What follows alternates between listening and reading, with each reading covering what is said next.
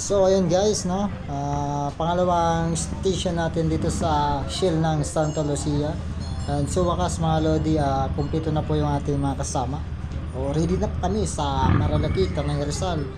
So ayan po yung mga kasama namin, no? Shoutout po sa inyong lahat. Sana safe po ang ating rides ngayong umaga, ngayong araw. Ang gugwapo ng mga motor, grabe.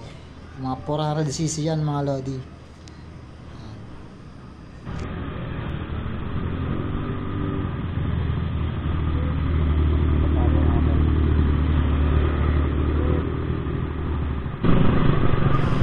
Ayun nga mga Lods, paalis na kami, no? Dahil kumpleto na po yung aming mga kasama.